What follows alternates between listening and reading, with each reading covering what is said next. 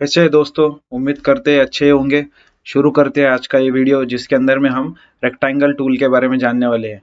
अभी तक के हमने ये सारी चार टूल्स हमने कवर कर लिए। अगर आपने नहीं देखा है किसी ने तो आप जाके हमारे चैनल पे चेक कर सकते हैं। तो रेक्टेंगल कमांड हमने इससे पहले भी रेक्टेंगल ड्रॉ किया था लाइन और पॉलीलाइन से। बट डायरेक्ट रेक्टेंगल कमांड अगर हम यूज करते हैं तो वो और भी आसान हो सकता है। देखिए मैंने रेक्टेंगल कमांड ले ली और यहाँ पे पूछ रहा है कि स्पेसिफाई फर्स्ट कॉर्नर। मान लो मैं यहाँ पे क्लिक करता हूँ और जिस भी डायरेक्शन में मैं अगर मूव करूंगा, इधर राइट में कर रहा हूँ, लेफ्ट में कर रहा हूँ, ठीक है, नीचे कर रहा हूँ या राइट लोअर राइट में कर रहा हूँ, उस डायरेक्शन में मैं रेक्टेंगल मेरा ड्रॉ कर सकता हूँ। ठीक है, इस तरीके से। फिर से एक बार रेक्टेंगल कमांड लेते हैं। आप जानते हैं कि कोई भी कमांड से अगर हम एस्केप करते हैं उसे फिर से लेने के लिए स्पेस बार से हम वो कमांड फिर से ले सकते हैं। देखिए यहाँ पे फिर से राइट फर्स्ट कॉर्नर पूछ रहा है। ठीक है, मैं इसी की लाइन में एक कॉर्नर पे क्लिक कर देता हूँ। आप देखोगे कि मुझे हॉरिजॉन्टल और वर्टिकल डायरेक्शन बता रहा है ये। ठीक है, अ, तो इसके अंदर में मैं मेरे हिसाब से कस्टमाइज डायमेंशंस डाल सकता हूँ। मान लो मैं 200 एंटर करता हूँ हॉरिजॉन्टल के लिए। जैसे कि आप जानते हैं हम लोग X Y direction X comma Y ऐसे डायमेंशंस पुट करते हैं। ठीक है, अभी करना क्या है कि टैब एंटर करना है। फिर अभी वाई के लिए बताएगा ये। फिर वाई के अंदर में मैं मान लो 150 एंटर करता हूँ। ठीक है, आप देखोगे कि मैंने 200 बाय 150 का एक रेक्टेंगल बना लिया है। ठीक है, फिर से एक बार हम लोग रेक्टेंगल कमांड ले लेते हैं। और भी एक चीज है कि हम यहाँ से राइट क्लिक करके रिपीट रेक्टेंगल को भी क्लिक करके रेक्टेंगल कमांड ले सकते हैं। आप देखोगे जैसे ही रेक्टेंगल कमांड हमारी एक्टिवेट होती है, यहाँ पे नीचे कुछ ऑप्शंस हमारे नजर आते हैं। चैम्पर है, एलिवेशन है, फिलेट है, थिकनेस है, विड्थ है। ठीक है, तो चैम्पर से स्टार्ट करते हैं। चैम्पर ले लेता हूँ मैं। अभी ये पूछेगा कि specify first chamfer distance for rectangle.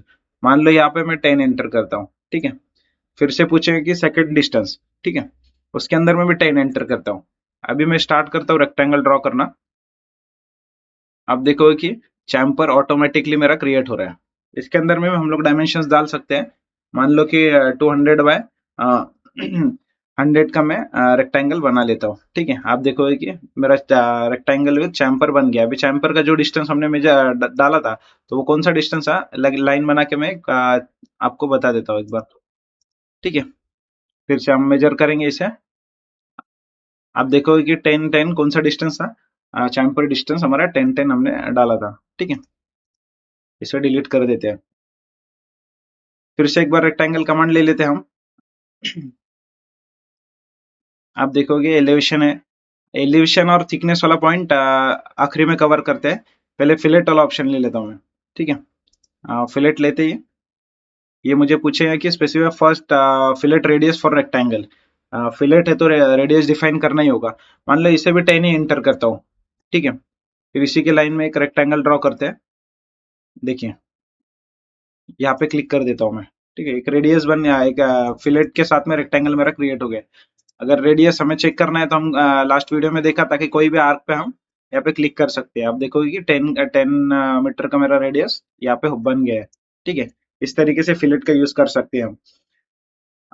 अगर फिर से रेक्टेंगल अगर कमांड लेता हूँ मैं, तो आप देखोगे कि ये मेरा फिलेट ही आ रहा है। मुझे नॉर्मल करने के लिए क्या करना पड़ेगा, फिर से रेक्टेंगल कमांड लेना पड़ेगा और फिलेट में जाना पड़ेगा और 0 एंटर करना पड़ेगा रेडियस की जगह पे। ठीक है, उसके बाद में मैं एक नॉर्मल रेक्टेंगल ड्रॉ कर सकता हूँ। ठीक है, फिर से एक बार रेक्टेंगल लेता हूँ। रेक्टेंगल के बाद में मैं विड्थ एक बार बताता हूँ आपको। ठीक है, विड्थ वाली कमांड लेते ही क्या, अभी पूछेगा कि विड्थ कितना है हमारी लाइन का, है ना। अभी आप देखोगे कि मैं एक विड्थ डाल देता हूँ और उसके बाद में उसका डिफरेंस देखोगे कि विड्थ डालने से क्या फर्क हुआ है। एंटर करता हूँ, फिर इसी के लाइन में एक रेक्टेंगल ड्रॉ करता हूँ मैं। आपके समझ में आ रहा होगा। ठीक है, कि 5 mm का मेरा विड्थ आया है लाइन का। ठीक है, इस तरीके से। अभी आगे फिर से एक बार रेक्टेंगल ले लेंगे। फिर से अगर मैं कोई भी चीज ले लेता हूँ, जैसे चैम्पर ले लेता हूँ, फिर ठीक है एंटर करता हूँ 10 mm। Enter 10 mm। आप देखोगे कि मेरा जो चैम्पर के साथ भी आएगा बट विड्थ के साथ में ही आएगा, तो मुझे विड्थ इसका 0 करना पड़ेगा फिर से। तो फिर से एक बार रेक्टेंगल ले लेता हूँ और विड्थ के अंदर में जाके इसको 0 एंटर करता हूँ। एक नॉर्मल रेक्टेंगल मेरा ड्रॉ हो जाएगा। ठीक है, इस तरीके से। इसके आगे में फिर से एक बार रेक्टेंगल कमांड ले लेते हैं हम। पहले इसको यूसीएस आइकन को हम लोग मूव कर लेते हैं। ठीक है, यहाँ पे रख देते हैं। फिर से एक बार रेक्टेंगल कमांड ले लेते हैं। अभी फर्स्ट कॉर्नर पूछेगा, जैसे फर्स्ट कॉर्नर देता हो यहाँ पे 3 और ऑप्शंस हमें नजर आते हैं। ठीक है, फिर से एक बार रेक्टेंगल कमांड ले लेता हूँ मैं। जैसे रेक्टेंगल कमांड ले लेता हूँ, यहाँ पे मुझे एलिवेशन का एक ऑप्शन है और थिकनेस का एक ऑप्शन है। तो पहले एलिवेशन चेक करते हैं। एलिवेशन जैसे ही लेता हूँ तो आप देखोगे कि मुझे बता रहा है कि specify the elevation for rectangles. ठीक है, इसी के अंदर में मैं ड्रॉ करता हूँ। एलिवेशन का मतलब पूछ रहा है कि कितने हाइट पे। मैं इंटर करता हूँ कि 50 एंटर करता है उसका वैल्यू। ठीक है, और इसी के अंदर में मैं एक रेक्टेंगल ड्रॉ करता हूँ। ठीक है, चैम्पर के साथ आ रहा है, बट कोई प्रॉब्लम नहीं है। चेक करने के लिए मैंने दे दिया है उसे। अभी करना क्या है कि एलिवेशन हमारा आया है नहीं आया है, अभी देखने के लिए तो ये नॉर्मल ही लग रहा है। तो चेक कैसे करना है, यहाँ पे हमें इस व्यू क्यूब पे इस कॉर्नर पे क्लिक करना है। ठीक है, हमें एक हमारा आइसोमेट्रिक व्यू दिखने लग जाएगा। ठीक है, साउथ वेस्ट आइसोमेट्रिक व्यू।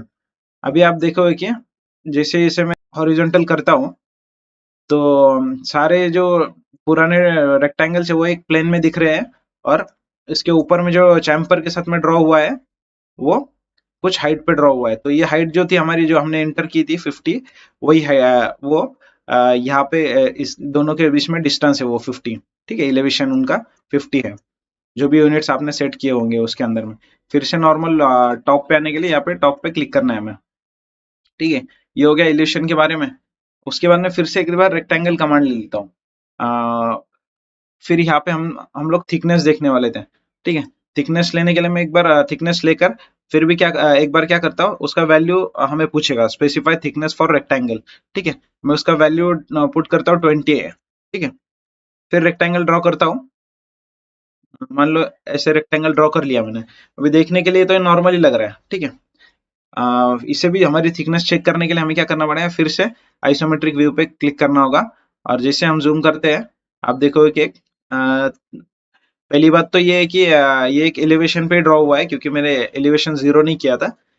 जैसे कि हम लोग फिलेट का कर रहे थे, चैम्पर का कर रहे थे, हमें फिर से जीरो करना पड़ेगा एलिवेशन ही। और बाकी आप देखोगे कि इसका 20 mm का इसका थिकनेस के साथ में ये ड्रॉ हुआ है। ठीक है, एक 3D रेक्टेंगल क्यूब हमारा ड्रॉ हुआ है। इसे फिर से हम क्या करते हैं कि थिकनेस एलिवेशन जीरो करके इसे हम ड्रॉ करते हैं। फिर से रेक्टेंगल कमांड ले लेता हूँ मैं। फिर थिकनेस एलिवेशन में जाता हूँ, एलिवेशन में जीरो एंटर करता हूँ। Rectangle command, then thickness. Thickness इस बार में मैं 50 कर देता हूँ। ठीक है, एंटर। एक रेक्टेंगल ड्रॉ कर देता हूँ चैम्पर के साथ ही। चैम्पर भी हटा देता हूँ फिलहाल के लिए। चैम्पर जीरो एंटर, जीरो। ठीक है, दिखने के लिए अच्छा दिखेगा। Thickness 50 mm enter. ठीक है, ऑलरेडी 50 था, फिर से 50 रखा उसको। ठीक है, इस तरीके से एक रेक्टेंगल मैंने ड्रॉ कर दिया है। अभी हम लोग इसका फिर से आइसोमेट्रिक व्यू में चेक करेंगे हमारा थिकनेस के साथ में ड्रॉ हुआ है नहीं है। देखिए, इस तरीके से हम थिकनेस दे सकते हैं इसे। ठीक है, फिर से टॉप पे क्लिक करता हूँ और टॉप व्यू हमारा चालू हो जाएगा।